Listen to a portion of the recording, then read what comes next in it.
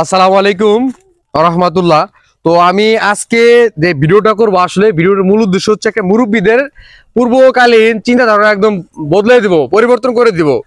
তো আসলে আমার পিছনে যে গরু দেখতে পাচ্ছেন গাভীটি, এই গাভীটার ওলানে অর্থাৎ বাটের মধ্যে সমস্যা। তো ওই সমস্যাটি হচ্ছে দেখা যায় বাছুর দুধ খাইতে গেলে দুধ খাইতে দেয় না। এখন এটা অবশ্যই কারণ আছে, এখন হঠাৎ করে তো দুধ খাইতে দেবে না, এটা অনেক কারণ থাকতে পারে। তো মূলত কারণ হচ্ছে, আমি একটু আপনাদের বিস্তারিত আগে দেখাই, না দেখালে আপনারা বুঝতে পারবেন না। একটু ধরো, একটু কাছে নিয়ে আসো আমরা। এটা কিন্তু অ্যালার্জির কারণেও হয়, পাশাপাশি বাছুরের দাঁতে থেকে কামড়ানোর কারণে এরকম হয়। চারটা বাড়ি কিন্তু এরকম হয়েছে, এই দেখেন, এই যে এটা কিন্তু এর আগে অনেক আগে হয়েছে, অনেকবার, মানে অল্প ছিল, সেরে গেছে, হয়তো খামারিরা বুঝতে পারে নাই। তো আশা করি মূল বিষয়টা বুঝতে পারছেন। তো আসলে এখানে মূল সমস্যাটা কি, আমি খামারের কাছে বিস্তারিত শুনতে পারছি, এসে যা শুনলাম, গাভীটি বাছুর জন্ম দেওয়ার পরে ওনারা 10 থেকে 15 দিন পরে দুধ দহন করছে মাত্র 2 লিটার করে। এখানে কিন্তু বোঝার বিষয় আছে, এটাই হচ্ছে মূল বিষয়, আপনারা ধৈর্য সহকারে শুনবেন। 2 লিটার করে দুধ দহন করছে। তো আসলে এই গাভীটি 24 ঘন্টা দুধ দিবে কতটুকু, হয়তো 2.5 থেকে 3 লিটার দুধ দেয়। আর যে বাছুরটা হচ্ছে, আসলে এই গাভীটাকে আমি সিমেন্ট দিছিলাম, আমি তো হলস্টিন ফ্রিজিয়ান দ্বারা প্রজনন করছিলাম, অনেক সুন্দর একটা বাচ্চা আসছে। তো এই বাছুরটা, একটা বাছুরের 10 কেজি লাইভ ওয়েটে দুধ লাগে 1 কেজি। সেই ক্ষেত্রে বাছুরটি বর্তমান আনুমানিক ওয়েট হয়ে 35 কেজি, দুধ লাগে 3.5 কেজি।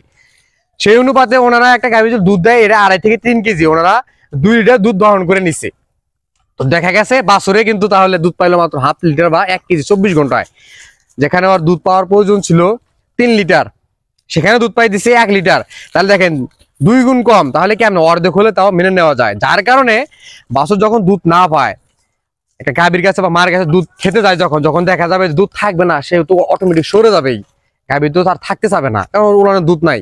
আর যখন সরে যাবে, দুধ দিবে না, বাছুর কিন্তু তখন রাগান্বিত হবে। রাগান্বিত হয়ে কি করবে, বাটে দেখা যায় দাঁত দিয়ে কামড়াবে, যার কারণে বাটগুলো যে কেঁচা কেঁচা হয় বা ফুসকুড়ি হয়, অনেক ধরনের সমস্যা দেখা দেয়।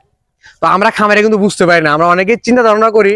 আমি ভিডিও শুরুতে কিন্তু অবশ্যই বলে নিচ্ছি যে মুরব্বীদের চিন্তা ধারণা বদলে দিব। আমাদের পূর্বকালীন পুরুষরা অনেকে বলে আসছেন যে গরুর নাকি সাপে দুধ খায়। এটা একদমই ভুল কথা, এটা কখনোই কোনোদিনও সম্ভব না। আপনি চাইলে, প্রমাণ দেখতে চাইলে, সিসিটিভি ক্যামেরা আপনার খামারে লাগাইতে পারেন, দেখতে পারেন, যদি এই গরুর সমস্যা এভাবে দেখতে পারেন। কোনোদিনও সম্ভব না, আদৌ সম্ভব না। মূলত সমস্যা ওই দুধ দহন করে নিচ্ছে খামারি, দেখা গেছে 12 ঘন্টা বাইন্দে রেখে দুধ দহন করে নিচ্ছে, বাকি 12 ঘন্টায় যে দুধটা হবে ওই দুধটা কিন্তু বাছুর হচ্ছে না, যার কারণে বাছুর বারবার বাট কামড়াচ্ছে, গাভী সরে যাচ্ছে। অনেক সময় দেখা যায় এরকম হইতে হইতে দেখা যায় বাটটা যখন অতিরিক্ত সমস্যা হয়ে যায়, তখন একদমই দুধ খাইতে দেয় না। তখন ভাবে খামারি যে আমার গরু মানে সাপে দুধ খাচ্ছে, হয়তো রাত্রে খাইছে বা প্রতিদিন খাচ্ছে, যার কারণে এখন এই পরিস্থিতি। তো এটা যাদের চিন্তায় মাথায় আছে, এটা একদম ঝেড়ে ফেলেন, এটা একদমই ভুল কথা। এখন মূলত হচ্ছে, আমি যেটা বলবো, আমার ভিডিও করার মূল উদ্দেশ্য হচ্ছে, আপনাকে প্রথমে ভাবতে হবে আমার গাভীটা দুধ কতটুক দেয়, আমার বাছুরের দুধ কতটুক প্রয়োজন, সেই অনুপাতে আমি এই গরুটার ক্ষেত্রে বোঝাচ্ছি। ধরে নেন গাভীটা 3 কেজি দুধ দেয়, আর বাছুরের দুধ লাগে 3 থেকে 4 কেজি।